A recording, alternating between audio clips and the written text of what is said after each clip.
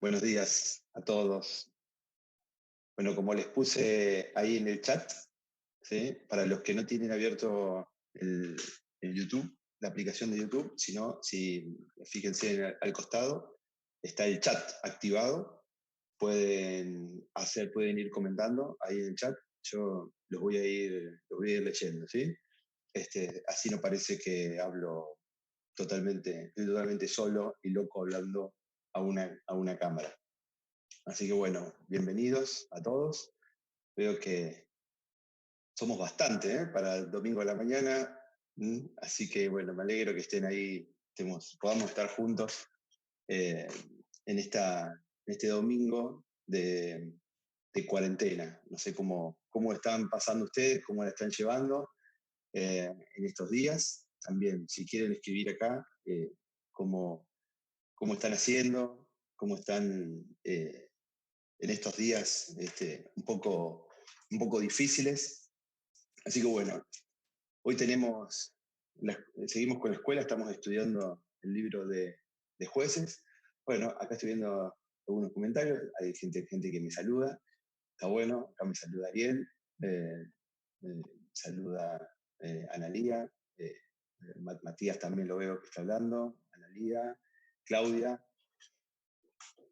Ceci, Franco, veo que vinieron todos, me alegro, me alegro. No nos podemos saludarnos en persona, pero bueno, nos saludamos por acá.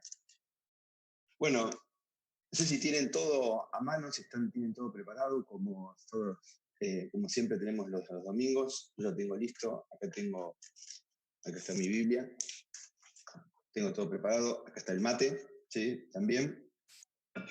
Bueno, así que estamos listos para empezar, ¿sí? También el pastor Carlos mandó por WhatsApp la hojita, ¿sí? Así que si la quieren mirar, eh, también puede ser útil. Así que bueno, estamos con el libro de jueces, ¿sí? Si quieren ir buscando en su Biblia si tienen ahí a mano, ¿sí? Hoy vamos a ver el libro de jueces, el capítulo 17. ¿Sí? Estamos en el capítulo 17 del libro de jueces. Digo, para que vayan buscando. Me preguntan por acá si me están pasando la data por la cucaracha. ¿Sí? Me van pasando. Sí, me están pasando la última información de lo que está pasando en este momento en el libro, en jueces. ¿Sí? Así me van apuntando las cosas que me olvido. Bueno, entonces, si tienen ahí la Biblia a mano, si no pueden escuchar, yo voy a leer el capítulo 17, 17:1. Dice la palabra, dice así: hubo también un hombre de la serranía de Efraín, cuyo nombre era Micaía, quien le dijo a su madre: los 100.000 ciclos de plata que te fueron sustraídos, acerca de los cuales proferisteis maldición a mis oídos, he aquí, aquella plata está en mi poder. Yo la tomé. Y su madre le dijo: bendito seas de Jehová, hijo mío. Y él le devolvió los 100.000 ciclos de plata a su madre. Y su madre dijo: en verdad consagro por mi mano esta plata a Jehová en favor de mi hijo, para que se haga una imagen esculpida y otra de fundición. Ahora pues te la devuelvo. Sin embargo, él devolvió a su madre la plata. Tomando su madre 200 ciclos de plata, los entregó al fundidor, el cual hizo de ellos una imagen de escultura y otra de fundición, las cuales quedaron en casa de Micaía. De manera que este hombre tuvo un santuario, e hizo un efod y terafines, y consagró a uno de sus hijos para que fuera su sacerdote. En aquellos días no había rey en Israel, y cada uno hacía lo que bien le parecía. Hubo también un joven de Bet-Lehem, de Judá, de la familia de Judá, el cual era levita, y moraba allí como forastero, y este hombre había sido encaminado de la ciudad de Bet-Lehem, de Judá, para residir como extranjero en donde hallara lugar. Y en su andar por la serranía de Efraín, llegó hasta la casa de Mica, y le dijo: Micaía, ¿de dónde vienes? Y él respondió: soy levita de Judá, y voy a residir donde halle lugar. Y Mica le dijo: habita conmigo, y me servirás como padre y sacerdote, y te daré 10 ciclos de plata por año, un juego de vestidos, y tu sustento. Y el levita se quedó. Y el levita aceptó vivir con aquel hombre y el joven llegó a ser para él como uno de sus hijos. Y Mica consagró al levita y el joven le sirvió de sacerdote y se quedó en casa de Mica. Entonces Mica dijo, ahora sé que Jehová me hará bien al ver que tengo un levita por sacerdote. Hasta ahí la lectura por el momento. Entonces, un poco a modo de repaso, estamos en una época llamada la época de los jueces, ¿sí? Como es el nombre del libro, y probablemente la clave de estos días, como estuvimos viendo en varios de estos domingos que estuvimos estudiando, podría ser decir que en aquellos días no había rey en Israel. Si ustedes se fijan un versículo más, en el 18.1, dice, por aquellos días no había rey en Israel. ¿Sí? Esta es una frase que se repite bastante.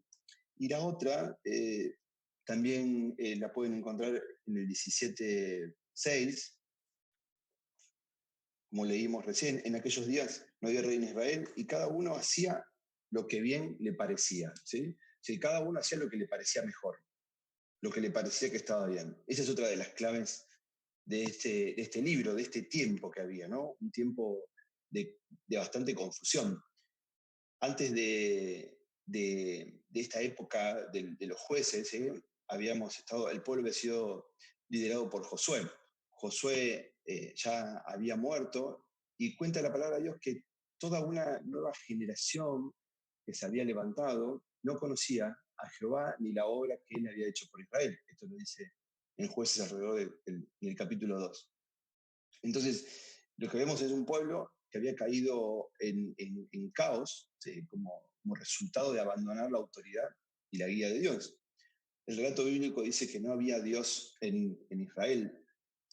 Esto seguramente escrito en una época posterior, cuando ya había un rey elegido humano, pero en realidad, si analizamos un poco la historia, no es que no había Dios en Israel, sino que el pueblo de Israel había rechazado a Dios como rey. Entonces estaban sin el liderazgo que ellos podrían haber tenido, pero en realidad no tienen. Esta es una época entonces de individualismo, ¿sí? Es una época totalmente individualista. Cada uno hacía, como leemos así en la palabra, lo que mejor le parecía, ¿sí? Las personas determinaban sus propias reglas morales, sus propias reglas éticas, ¿sí? Lo que a uno le parecía, eso estaba bien, ¿sí? Si te parecía correcto, hacelo. Eh, la cuestión era vivir de acuerdo a lo que a uno le parecía que era lo que estaba bien. Y eso quizás se parece mucho o puede tener algunos puntos de contacto con lo que es nuestra vida de hoy, ¿no? O sea, en los tiempos actuales, donde a lo mejor podemos escuchar como, bueno, que sea tu corazón el que te guíe, ¿sí? Que vos tenés que construir tu propio camino sin que nadie te diga lo que tenés que hacer. E incluso muchas veces puede pasar esto hasta incluso dentro de las mismas, quizás de las mismas iglesias, ¿no? Pero volviendo al relato, nos presenta la historia de un hombre que se llamaba Micaías, ¿sí? Eh, y nos cuenta la primera parte de esta historia, es una escena familiar, porque la madre de Micaías, ¿sí?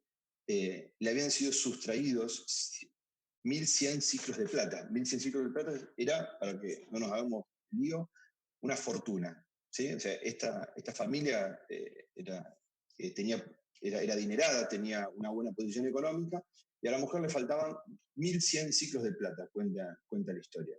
Y la historia comienza con Micaía haciendo una cuestión que parece algo bueno, ¿no? Confesando aquello que había hecho. Micaía le cuenta a su madre y le dice, he aquí, aquella plata está en mi poder, yo la tomé.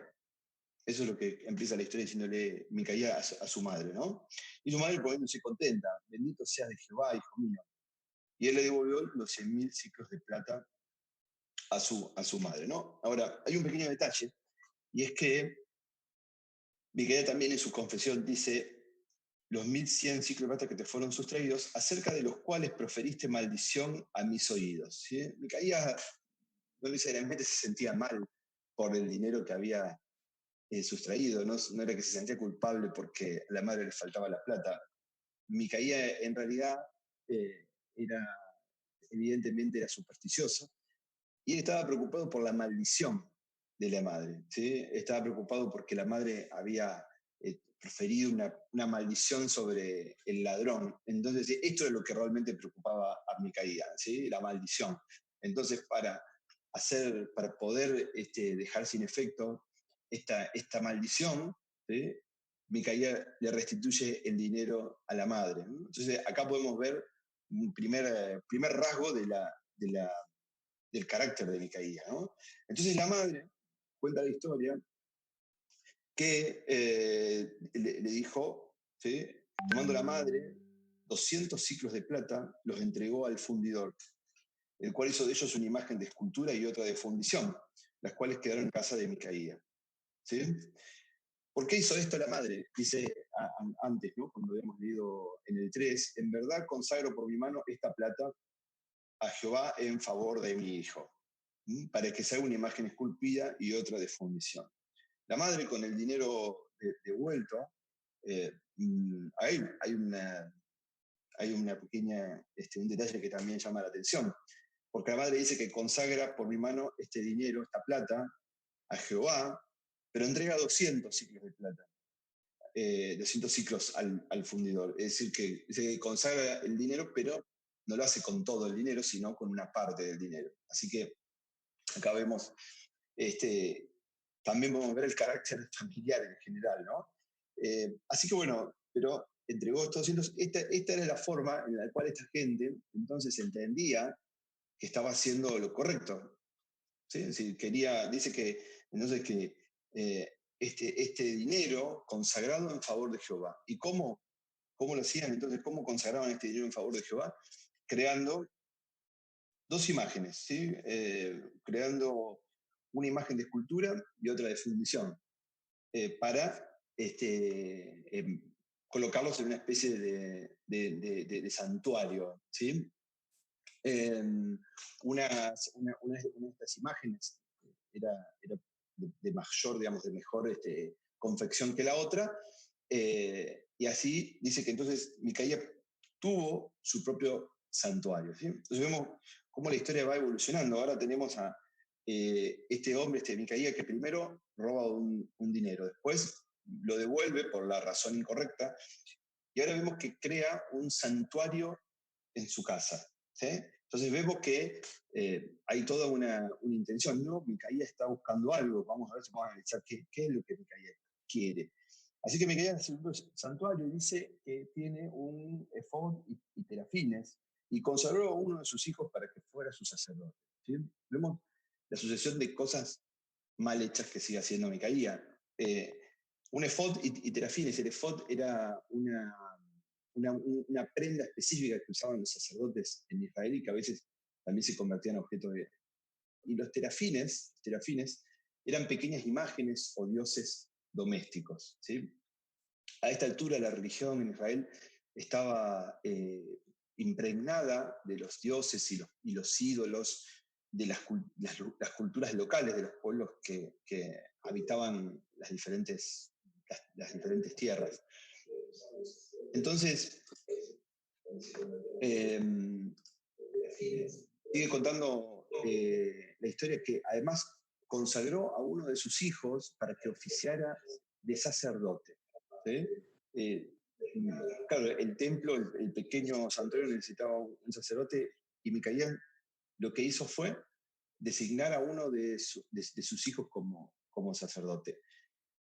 ¿Por qué esto estaba mal? ¿Por qué toda esta historia, todo lo que va haciendo Micaía, por qué decimos que todo lo que está haciendo Micaía es una serie de pasos equivocados? Más allá de lo que nosotros podemos razonar o sacar como, como historia para nuestra vida. En aquella época, y analizando el contexto específicamente de aquella época, para empezar, Micaía hizo un lugar de adoración, ¿no? Con elementos y con cosas mezcladas, pero el pueblo ya tenía un lugar de adoración específico, designado. Ese lugar se llamaba Silo. Silo, si quizás ustedes a lo mejor quizás lo recuerdan, Silo es el lugar en el que Josué, por ejemplo en Josué 18, fue congregada toda la asamblea de los hijos de Israel en Silo e hicieron levantar allí la tienda de reunión. Esto es Josué 18. Silo era el lugar desde los tiempos en que Israel ocupaba esta tierra, en el cual se había designado como el lugar de adoración. Si ustedes, si leemos un poquito más adelante, acá mismo en Jueces, donde estamos leyendo, van a ver que en Jueces 18, 31, dice que mantuvieron erigida para sí la imagen esculpida que Mica había hecho todo el tiempo que la casa de Dios estuvo en Silo. La casa de Dios estaba en un lugar, ¿sí? En un lugar, en una ciudad llamada Silo, ¿sí? Lo que Micaía está haciendo entonces es crear un lugar de adoración paralelo, un lugar que no era el correcto. Lo otro que hace Micaía es, no le bastaba con los ídolos, sino que incluye otras cosas. No era suficiente solamente con que este templo, este pequeño templo doméstico, estuviese la imagen de Jehová, sino que además incluye otros dioses, otros ídolos. Y además, no todos, no es que el que quisiera o cualquiera podría ser sacerdote, sino que había una tribu específicamente designada para cumplir estas funciones. Pero Micaía, a pesar de saber o quizás o conocer todo esto, designa a su hijo como sacerdote. O sea que vemos cómo en toda esta historia, cómo se van acumulando los errores de Micaía. Sigue contando la historia y dice que en aquellos días no había rey en Israel, en el versículo 6, y cada uno hacía lo que bien le parecía. Entonces dice, ahora nos empieza a contar la historia de entra otro personaje en esta historia y que es un joven levita, ¿sí? Dice que este joven levita había sido encaminado en el versículo 8, ¿sí? Venía desde Judá, y dice que venía para residir como extranjero en donde hallara lugar. Y en su andar por la serranía de Efraín, llegó hasta la casa de Micaía, ¿sí? Entonces, acá hay que marcar otro detalle importante, y es que, porque nos puede parecer mejor normal en esta historia, que este levita venía caminando, o venía recorriendo como extranjero. ¿Y por qué está mal esto? ¿Por qué marcamos este detalle acá? Porque los levitas, este levita que había salido de Belén de Judea en busca de un nuevo lugar, los levitas tenían ciudades específicas donde podían habitar, ¿sí? Los levitas, esto era una cosa que también cuando se había ya organizado la tierra prometida, se había dividido entre las diferentes tribus. La tribu de Leví, o sea, los levitas tenían ciudades específicas en cada tribu. Ellos no tenían una tierra en particular, pero tenían ciudades específicas donde ellos habitaban. Este levita desentendiendo esto, había comenzado había comenzado este viaje, hablando como extranjero y buscar un lugar donde vivir. ¿Y por qué? ¿Por qué esto? Y acá está la explicación. Se encontró con Micaía y Micaía le preguntó, ¿de dónde vienes? Estamos leyendo el 9, y le respondió, yo soy levita, de Belén, de Judá, voy a residir donde haya lugar. Y Mica le dijo, habita conmigo y me servirás como padre y sacerdote, y te daré 10 ciclos de plata por año, un juego de vestidos y tu sustento. Y el levita se quedó, ¿sí? Es decir, lo que el levita estaba buscando, básicamente, era trabajo, ¿sí? El levita había abandonado sus obligaciones tal como Dios le había dispuesto, y simplemente había salido a buscar un trabajo. El levita aceptó vivir con aquel hombre. El joven llegó a ser para él como uno de sus hijos. Fíjense que el pago del levita, que era un buen pago, ¿sí? Eran 10 ciclos de plata por año. 10 ciclos de plata por año, además de la ropa y la comida. Se trabajaba por la ropa y la comida, y 10 ciclos de plata por año. Entonces, imagínense lo que eran 1100 ciclos de plata robados o los 200 de plata que había costado los ídolos para ese pequeño templo, ¿no? Entonces, por este dinero, el levita aceptó cumplir sus funciones como sacerdote. Y fíjense, en el 13, lo que dice Micaías. Entonces Micaías dijo, ahora sé que Jehová me hará bien al ver que tengo un levita por sacerdote. ¿Sí? Lo que Micaías esperaba entonces era que Jehová lo bendiciera, o sea, él quería recibir una bendición de Jehová, ¿sí? Ahora que estaba haciendo las cosas bien, ¿sí? Ahora tenía otro, él pensaba que ahora tenía otro poder de su lado porque había contratado, había oficializado de alguna forma, había conseguido el sello de aprobación de un verdadero religioso, ¿sí? De un levita. Entonces, lo que Micaía vio acá fue la oportunidad de volver legítimo toda esta religión paralela que él estaba creando. Había hecho su propio templo, había hecho su propio sistema de dioses, mezclando con ídolos. ¿Sí? Sus vecinos de acá de las montañas ya venían a visitar su pequeño templo, y ahora lo que le faltaba para volver legítimo esto y lograr lo que él quería, que era tener bendiciones materiales, seguramente, que le fuera mucho mejor en todo lo que hacía, lo tenía ahora, porque ahora tenía un verdadero levita, ¿sí? Un legítimo levita con título que ponía el sello de aprobación en todo esto, lo que él estaba haciendo.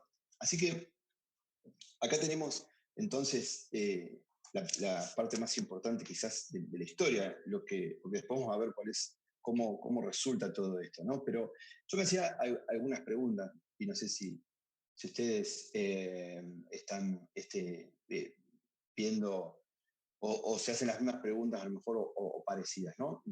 Estoy diciendo acá algunos de los comentarios. Alguno, a ver, que está Rafael, que está escuchando de Valencia, de España.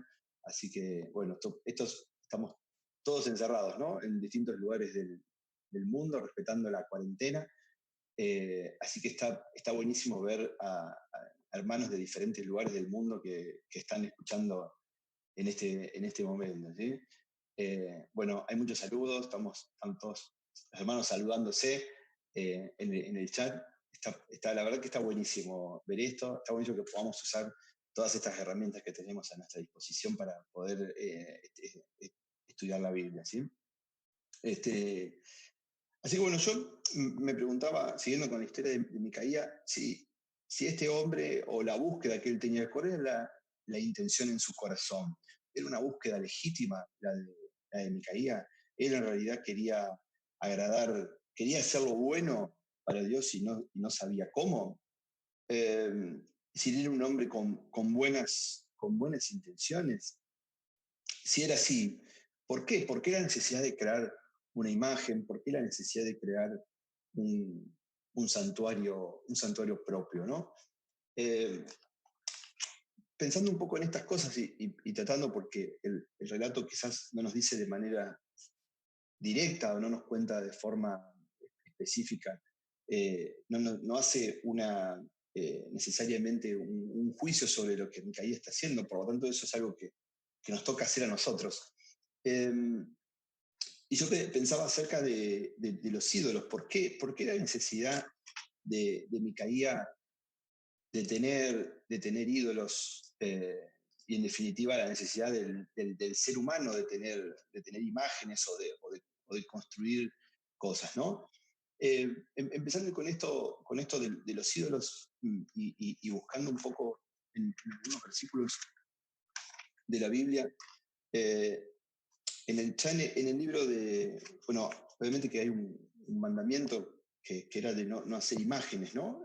Pero uno de los lugares que más me gusta es lo que dice, está en el libro de Deuteronomio. Esas son palabras también que Moisés habla al pueblo. Me gusta siempre mucho de Deuteronomio porque es un resumen, es una especie, el libro de Deuteronomio, para los que no saben, es un resumen. Deuteronomio significa segunda ley, y es como, es Moisés hablándole al pueblo, hablando a una generación nueva, y hablándole todo aquello que ellos no vieron y no conocen. Entonces, las palabras de Moisés están cargadas de sabiduría y de experiencia con el tiempo. Y dice en Deuteronomio 4:7, pues, ¿qué nación hay tan grande que tenga dioses tan cercanos así como lo está Jehová, nuestro Elohim, siempre que nosotros lo invoquemos? Moisés hablándole al pueblo, ¿no? Le hace esta reflexión y dice, ¿qué nación hay tan grande que tenga dioses tan cercanos, ¿no? Y dice luego, un poquito más adelante, en el 4:15, guardaréis diligentemente vuestros corazones, pues no visteis figura el día en que Jehová les habló en Horeb en medio del fuego, no sea cosa, no sea que os corrompáis y os fabriquéis escultura, imagen de algún ídolo con forma de hombre, de mujer, o figura de alguna bestia que está en la tierra, o figura de algún ave que vuela por los cielos, o figura de algún reptil que repta por el suelo, o figura de pez alguno que nade en las aguas debajo de la tierra. No sea cosa que habiendo mirado los cielos y viendo el sol y la luna y las estrellas, todo el ejército de los cielos, seas seducido y te postres ante ellos y les rindas culto, puesto que Yahvé los ha asignado a todas las naciones debajo de los cielos. Entonces, vemos estas palabras que son previas a esta historia, ¿sí? Donde ya en las palabras de Dios, en boca de Moisés, ya advertía y daba el porqué. Incluso Dios había aparecido, no, cuando Dios había aparecido al pueblo, no lo hacía en forma, no habían visto ninguna forma en particular, para que no, y dice, para que el corazón no sea corrompido y no se creen figuras. Y después de esto hay una historia, hay otra siguiendo analizando el porqué la necesidad de los ídolos y eh, por qué Dios prohibía o prohibió que se hicieran figuras y se hicieran ídolos. Isaías en el capítulo 40, en el versículo 18, a partir del 18 dice, ¿con quién compararéis a Jehová? ¿Qué imagen le contrapondréis? ¿La estatua que funde el escultor y el orfebre recubre de oro? Cada cual ayudó a su compañero, cada cual dijo a su hermano, ánimo. Así anima el escultor al orfebre y el forjador al que bate el yunque. Y dice, buena soldadura, le aseguran con clavos para que no se mueva. El tallador escoge un leño que no se pudra y se informa diligentemente cómo construir su estatua para que no se mueva. ¿Sí? Entonces, vemos una cuestión lógica y básica de los ídolos. Los ídolos necesitan ser creados, son creación del ser humano. ¿Mm? Los ídolos no se crearon a sí mismos, estas figuras, son figuras creadas por el ser humano.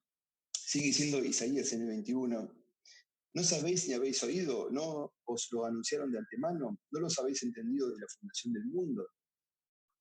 El que se sienta sobre el círculo de la tierra, cuyos habitantes le son como langostas, que extendió los cielos como un velo y los desplegó como tienda para habitar, que reduce los príncipes a nada, convierte en vanidad a los jueces de la tierra. Dice un poquito más adelante en el 25, ¿a quién me compararéis para que me asemeje? Dice el santo. Alzad vuestros ojos a los altos y mirad, ¿quién desplegó todo esto? Los ídolos son creación del ser humano y por lo tanto están hechos a medida del ser humano. Lo que, si hay una razón por la cual Dios quería alejar al pueblo de los ídolos y de las figuras, eran porque terminaban siendo representaciones del humano mismo, ¿sí? No podían representar la grandeza de Dios. Nunca una figura o algo, cualquier cosa construida por el ser humano puede abarcar la grandeza, la profundidad de Dios. Entonces, cuando las personas crean eh, o ponen cosas entre medio, ponen cosas por delante, en realidad al adorar algo que el ser humano mismo creó, termina siendo idolatría, pero termina siendo la adoración de uno mismo. Entonces, era una búsqueda legítima la de Micaía, era un hombre con buenas intenciones. ¿Cuáles eran las intenciones de Micaía. Lo que vemos era que Micaía, por todas sus acciones, podemos ver que en realidad Micaía quería satisfacer su propio corazón. Era eso lo que estaba, eso era lo que realmente movía el espíritu de Micaía en este momento. Micaía no tenía, quizás por ignorancia, pero no tenía eh, ningún sentido en él agradar a Dios realmente. Él quería ganar el favor de Dios, quería comprar el favor de Dios. Y esto lo hace comprando, pagando para crear estos ídolos y pagándole a un levita. Micaía pensaba que podía comprar el favor de Dios, que Dios lo iba a bendecir por esto que él estaba haciendo. Entonces, vemos hasta acá lo que es la historia de Micaía y lo que Micaía, el pecado de idolatría que Micaía está llevando adelante. Pero la historia no termina acá, la historia sigue porque volvemos a la palabra de Dios. Vamos a leer a partir del 18. Dice 18.1: por aquellos días no había rey en Israel, y por el mismo tiempo la tribu de Dan buscaba para sí una heredad donde habitar, porque hasta aquel momento no le había caído heredad entre las tribus de Israel. Y los hijos de Dan enviaron desde Sora a Estaol a 5 hombres de su estirpe, de los más nobles entre ellos, hombres de valor, para explorar y reconocer la tierra. Y les dijeron: id y explorar la tierra. Y ellos llegaron a la serranía de Efraín, hasta la casa de Micaía, y pernoctaron allí. Y cuando se estaban acercando a la casa de Micaía, reconocieron la voz del joven levita, y al llegarse allá le preguntaron: ¿quién te trajo aquí? ¿Qué haces en este lugar? ¿Qué tienes aquí? Él le respondió: esto y aquello he tratado Micaía conmigo, y me ha tomado sueldo para que sea su sacerdote. Y le dijeron ellos: te rogamos que consultes a Elohim para saber si será prosperado el camino que llevamos. Y él le respondió: id en paz, en presencia de Jehová está el camino por el cual andáis. Acá vemos que entonces en nuestra historia aparece unos nuevos personajes, ¿sí? Y que tienen que ver con una tribu, la tribu de Dan. Cuenta el relato que la tribu de Dan buscaba para sí una heredad donde habitar. Por una cuestión de tiempo y de resumen, no vamos a buscar todo, pero la tribu de Dan había recibido, como todas las tribus, un lugar que ellos tenían que conquistar. Evidentemente les pareció que era demasiado complicado conquistar el lugar que Dios les había prometido, así que se iban a buscar un lugar básicamente más fácil o más próspero según la mirada de ellos para conquistar. Y así, por casualidad, buscando, un grupo de avanzada pasó por la casa de Micaía y ahí conoció al levita. Lo reconocieron, dice que lo reconocieron, quizás porque lo conocían, quizás por el acento que era de otra región, pero ellos entonces aprovecharon para pedirle a este levita que les dijera, les profetizara, les adelantara cómo iba a ser el camino que ellos estaban llevando, si iban a poder conquistar. Y el levita les aseguró que Jehová estaba con ellos. Obviamente tampoco sabemos la opinión de Jehová, no está expresada acá, pero dice que estos 5 hombres, luego de hacer esto, sigue contando en el versículo 7 que encaminados los 5 hombres, llegaron a Lais, ¿sí? Una ciudad que vieron el pueblo viviendo en ella con seguridad, a la manera de los sidonios, ociosos y confiados, pues no había en aquella tierra nadie que los perturbara en cosa alguna, ni quien se enseñoreara de ellos, lejos de los sidonios y sin tratar con nadie. ¿Sí? Entonces encontraron el lugar, la tierra ideal, un lugar donde había una ciudad que se llamaba Lais, donde los habitantes de esa ciudad, una región buena, próspera para vivir, una ciudad aislada, sin nadie que los defendiera, un pueblo tranquilo, confiado, así que la tribu de Dan encontró el lugar ideal. Pero ahí está este detalle, ¿no? En el medio, y es que al buscar esta tierra pasaron y conocieron, descubrieron lo que era el levita que vivía ahí, la casa de Micaía, el santuario, el pequeño santuario. Y acá vemos entonces otro grupo de personas siguiendo esta misma línea de confusión de esta época, ¿no? En vez de hacer lo que Dios les había dicho, esta tribu estaba buscando un lugar distinto para vivir. ¿Y qué va a pasar con esto? Bueno, la tribu de Dan, para hacer un resumen, la tribu de Dan va a salir, se prepara todo el ejército y va camino a conquistar esta ciudad. Y en el camino, cuenta el relato vivo que en el versículo 11, partieron 600 hombres equipados con armas de guerra y subieron y acamparon, ¿sí?, en Kiriat Jeraim, que es en Judá, por lo que el lugar fue llamado hasta hoy Mahané Dan. ¿Sí? Así que llegaron, recorrieron el mismo camino que habían recorrido los espías y llegaron cerca de la casa de Micaía. Y los hombres que habían reconocido la tierra y que conocían la casa de Micaía y al levita, le dijeron a sus hermanos, esto está en el 14, ¿sabés que hay en esa casa efod y terafines y una imagen esculpida y una imagen fundida? ¿Sí? Ahora pues consideráis lo que habréis de hacer. Así que se desviaron hasta allá y fue este ejército, se desvió y fue hasta el santuario. Y dice que entraron estos hombres que conocían, que ya conocían a Micaía, ¿sí? Y a la entrada del portón, en el 16, dice, permanecían los 600 hombres de los hijos de Dan ceñidos con sus armas de guerra. ¿Sí? Esto es lo que se llama una negociación. ¿Sí? Entraron los 5.000 conocían, pero los 600 hombres con sus armas también fueron hasta la casa de Micaía. Y dice que en el versículo 18 entraron en la casa de Micaía y tomaron la imagen esculpida y el efod y los terafines y la imagen fundida. Y el sacerdote les preguntó, ¿qué estás haciendo? Y ellos le respondieron, calla, pon la mano sobre tu boca y ven con nosotros. Y sé para nosotros padre y sacerdote. ¿Acaso es mejor para ti ser sacerdote para la casa de un solo hombre que para una tribu y una familia de Israel? Y el corazón del sacerdote fue alegrado, y tomando el efod y los terafines y la imagen esculpida, se marchó en medio de aquella gente, ¿sí? Y luego dieron la vuelta y partieron. Bueno, el levita es coherente con lo que vimos, ¿no? Con lo que conocemos de él en la historia. Ahora lo que le ofrecen es un negocio mejor, le ofrecen un mejor salario, le ofrecen ser el sacerdote no ahora de una familia, de una pequeña comunidad, sino el sacerdote de todo un pueblo.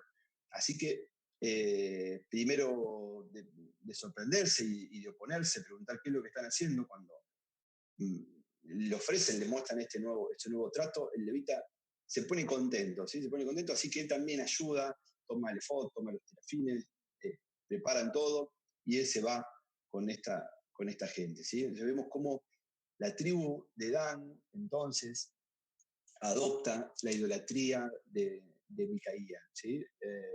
Entonces vemos cómo cada personaje que se suma a esta historia sigue la misma línea de confusión espiritual, ¿no? Cuenta la historia también que luego que Micaía junta gente entre sus vecinos, la gente de su propia casa, y salen a perseguir a los de Dan. Y dice que en el 23 gritaron a los hijos de Dan, pero estos, volviendo su rostro, dijeron a Mica, ¿qué te sucede que has convocado gente? Y él contestó, habéis tomado mis dioses que hice, ¿sí? Los dioses que yo hice, dice Micaía, y el sacerdote, y se han marchado. ¿Y qué es lo que me queda? Todavía me preguntan qué me sucede. Pero los hijos de Dan le respondieron, que tu voz no sea oída entre nosotros, no sea que algunos hombres con ánimo amargado os acometan y pierdas tu vida y la vida de tu familia. Y por supuesto los danitas siguieron su camino, y Micaía se volvió a su casa triste, sin ídolo, con santuario destruido y sin levita. La tribu de Dan finalmente conquistó la ciudad de Lais, la tierra de Lais. Ahí levantó un lugar levantó un lugar de adoración con los ídolos que había tomado, la religión inventada en la casa de Micaía, y se estableció el lugar más importante de adoración en el norte del país, rival de la verdadera casa de Dios en Silo. Esta es la historia, entonces podemos verla de diferentes maneras. Es la historia de un pueblo confundido, de corazones que en vez de estar rendidos ante Dios, buscan hacer y deshacer a su antojo, van siguiendo constantemente aquello que la Biblia dice como lo que bien les parecía, no es ni más ni menos que hacer lo que su propia voluntad, su propio corazón les está diciendo. ¿Sí? Em, el resultado de esto para Micaía, una de las preguntas que me hacía es, ¿cómo es el castigo de Micaía? ¿No? Porque Micaía termina sin nada. Y a veces podemos preguntarnos si hacemos algo malo o o si nos desviamos, si Dios nos castiga. ¿Esto es un castigo de Dios o es simplemente el resultado de las acciones de Micaía? Dice la palabra de Dios también en Gálatas, ¿sí? seis, en Gálatas 6, 8. El que siembra para su propia carne, de la carne cosechará corrupción, pero el que siembra para el espíritu, del espíritu cosechará vida eterna. Todo lo que nosotros hagamos para la carne, es decir, todo lo que nosotros hagamos viviendo nuestra propia vida, tiene fecha de vencimiento en nuestra propia vida o después o cuando no estemos. Eso es el caso de esto que Micaía había creado. Este Dios que él mismo reconoce cuando persigue a los de Dan, dice, los dioses que yo he creado, ¿sí? Él los había creado. Y por lo tanto, estos dioses que no tenían ningún poder, necesitaban que Micaía los defendiera. Como Micaía no los pudo defender, otros se los llevaron, ¿no? Qué triste tener o tener la confianza en cosas que no pueden durar en el tiempo, que tienen fecha de vencimiento o que necesitan de nuestra propia protección.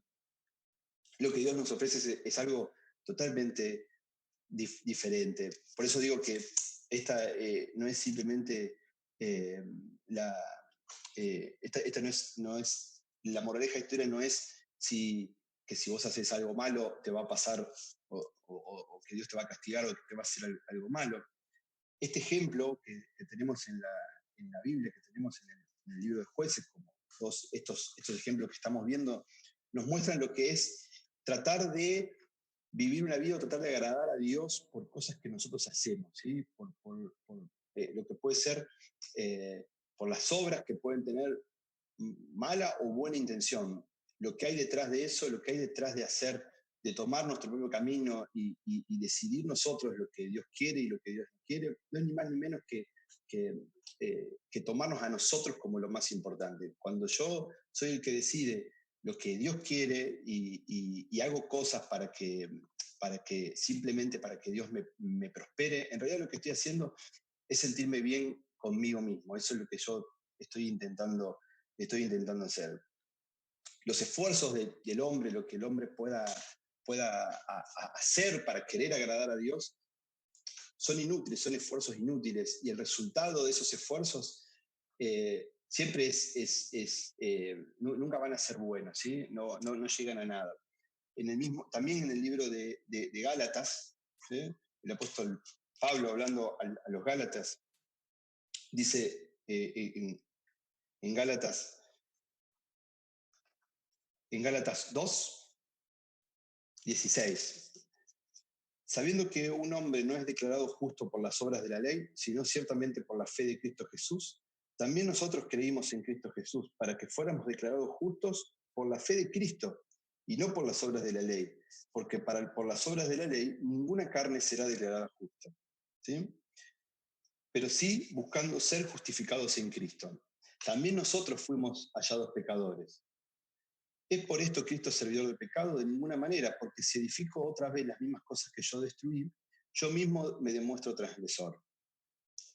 Y dice, porque yo, por medio de la ley, morí a la ley, a fin de que viva para Dios. Con Cristo he sido justamente crucificado. Y el 20 dice, y ya no vivo yo, sino que Cristo vive en mí. Y lo que ahora vivo en la carne, lo vivo en la fe del Hijo de Dios, que me amó y se entregó a sí mismo por mí. No rechazó la gracia de Dios, no rechazo la gracia de Dios, porque si por la ley se estudia la justicia, entonces en vano murió Cristo. No es difícil hacer una conexión entre aquello que pasa en esta época en el Antiguo Testamento, y sigue pasando en nuestra época, cuando el hombre hace esfuerzos por hacer cosas, ¿sí?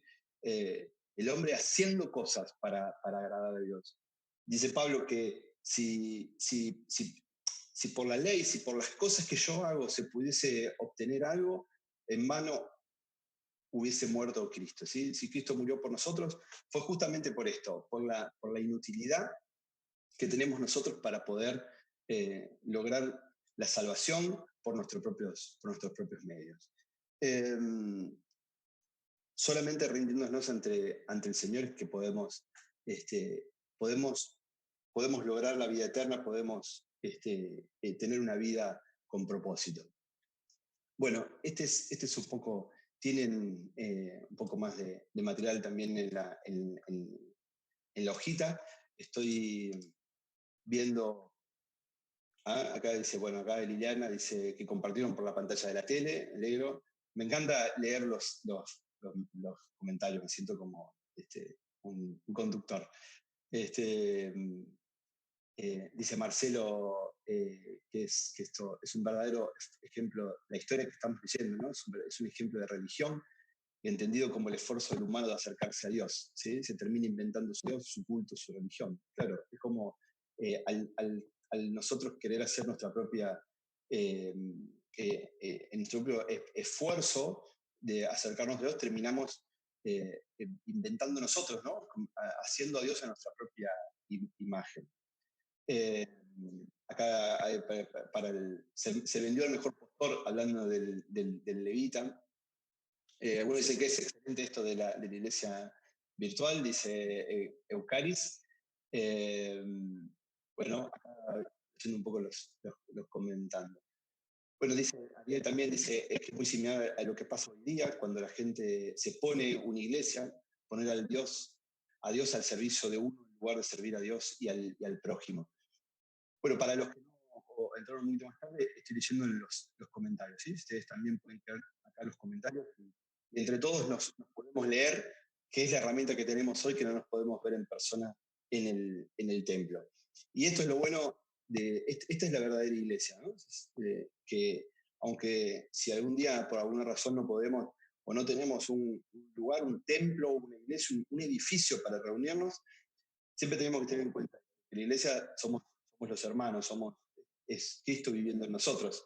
Y donde quiera que nos reunamos, eh, Dios está, el Señor está en medio nuestro, ¿no? Hoy nos toca reunirnos acá por este medio. Así que vamos a orar para terminar, pero no se vayan porque ahora viene la, la, la reunión, ¿sí? Padre que estás en el cielo, te doy gracias por este día de vida. Y te doy las gracias porque hoy nos pudimos reunir de esta forma. No es la forma a lo mejor en la que estamos siempre acostumbrados y que nos vemos en persona, pero podemos, a través de estas herramientas, podemos encontrarnos igual, puedo ver y puedo sentir a mis hermanos, puedo sentir cómo vos estás en medio nuestro. Gracias porque tenemos la posibilidad de leer tu palabra, porque vos nos hablás cada día de nuestra vida, no solamente en un domingo. Te agradecemos por todo lo que nos das, te agradecemos porque vos estás siempre con nosotros y nos permitís ver más allá de las imágenes que nosotros podemos hacernos mentalmente, porque vos sos más grande que todo lo que que el ser humano puede imaginar y tus planes, tus soluciones van mucho más allá de las cosas que nosotros podemos pensar para nuestra vida, Señor. Te pedimos que te quedes con nosotros y que sigas bendiciendo esta reunión que estamos teniendo. En el nombre de Jesús, amén. Bueno, hermanos, muchas gracias y nos seguimos viendo y leyendo por acá. Quédense, ¿eh?